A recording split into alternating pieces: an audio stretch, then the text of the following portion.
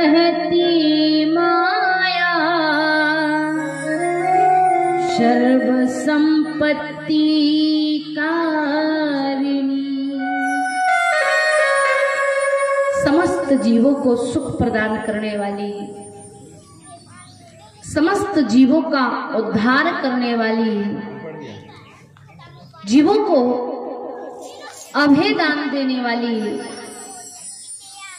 संसार के लोगों के कल्याण के निमित्त इस पृथ्वी पर जलधारा के रूप में प्रवाहित साधु संतों की प्रिय, संपत्ति की दाता मां जगत जननी जगदम्बा मां नर्मदा को हमारा बारंबार प्रणाम। जब इस प्रकार मां नर्मदा की स्तुति की गई, नर्मदा मां जल के रूप में आगे बढ़ी है। कहते हैं कैलाश से मां नर्मदा ने जलधारा के रूप में बहना प्रारंभ किया। मेकल पर्वत बिंद पर्वत से होती हुई और अमरकंठ में आई। अमरकंठ में आकर रात्रि विश्राम किया है।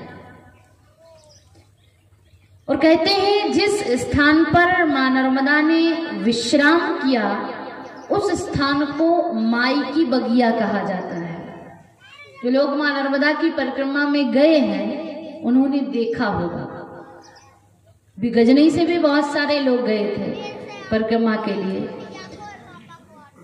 तो मां नर्मदा इस स्थान पर विश्राम करती हैं। कहते हैं उन्होंने स्नान किया, रात्रि विश्राम किया। इस स्थान को नाम दिया गया माई की बगिया,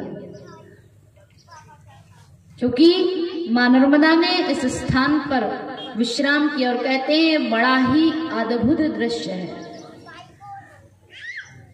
चारों ओर सघन वृक्षों के बीच मां नर्मदा जलधारा के रूप में एक पतली धार से बहना प्रारंभ की है। कहते हैं मां नर्मदा जहां बांस के वृक्ष से निकली है वहां जल एक पतली सी धार के रूप में प्रवाहित हो रहा है। लेकिन जैसे जैसे आगे बढ़ती गई वैसे वैसे मां नर्मदा का जो जल है वो जलधारा बड़ी भी हो गई और जल गहरा भी हो गया। कहते हैं जिस स्थान पर मां नर्मदा ने विश्राम किया वह अमरकंठ में माई की बगिया। और कहते हैं यहाँ मां की परिक्रमा पंचकोशी परिक्रमा भी की जाती है। भक्त श्रद्धालु जन इस स्थान पर आते हैं, विश्राम करते हैं, दान पुण्य करते हैं, सत्कर्म करते हैं। कहते हैं जो भी भक्त श्रद्धालु जन इस स्थान पर आकर दान पुण्य करता है, अपने पितरों का तर्पण करता है, उसके पितृ सदा सर्वदा के लिए शिवलोक में वास करते हैं। ये मां नर्मदा की इस तट की अमरकंठ की महिमा बतलाई जाती है। कहते हैं यहीं से थोड़े आगे चलकर कोटेश्वर है। अलग अलग कथाएं विद्वान बतलाते हैं। कुछ विद्वान कहते हैं कि जिस समय मां नर्मदा जलधारा के रूप में पृथ्वी पर आई तो 33 कोटि देवताओं ने आकर मां की स्तुति की, इसलिए इस स्थान का नाम कोटेश्वर पड़ा। दूसरी कथा इस प्रकार बताई जाती है कि इस स्थान का नाम कोटेश्वर तीर्थ क्यों पड़ा। तो विद्वान कहते हैं कि जितने भी देवी देवता हैं सभी 33 कोटि देवताओं ने आकर इस स्थान पर तपस्या की है और देवताओं की तपस्थली है, इसलिए इस स्थान का नाम कोटेश्वर तीर्थ पड़ा। यहीं से आगे चलकर सोनभद्र है। यहाँ की कथा बताई जाती है, नर्मदा पुराण में वर्णित है सोनभद्र का मां नर्मदा से संगम हुआ है और यहीं से मां नर्मदा उल्टी दिशा में चली है, इसीलिए उनको दक्षिण गंगा कहा जाता है। क्यों, कारण क्या है? तो बताया जाता है कि मां नर्मदा का इस सोनभद्र से विवाह हो रहा था।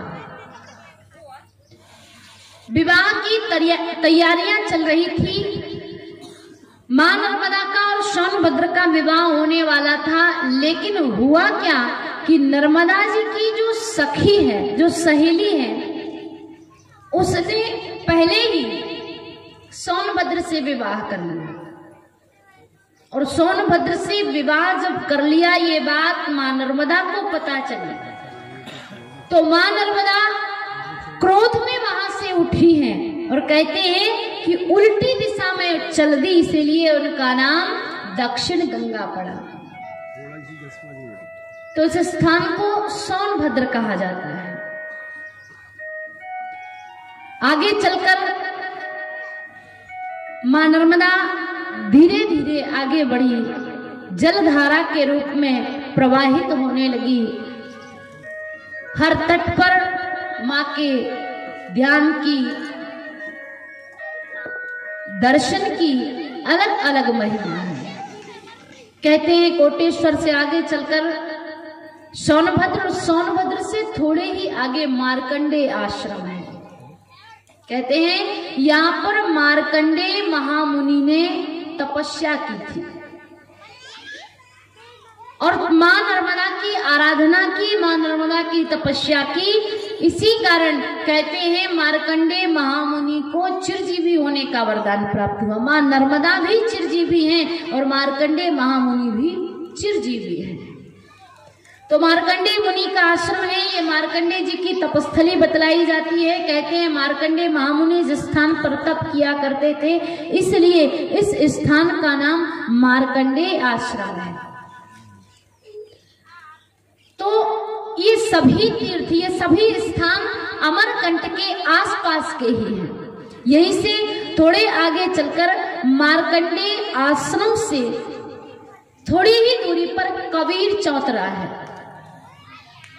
बताया जाता है कि किसी समय में कबीर जी इस स्थान पर आए थे और उन्होंने विश्राम किया, इसलिए इस स्थान का नाम कबीर चौतरा पड़ गया, क्योंकि वह यहीं पर बैठा करते थे, यहीं पर बैठकर ध्यान किया करते थे, इसलिए उनके नाम पर ही इस स्थान का नाम कबीर चौतरा पड़ गया।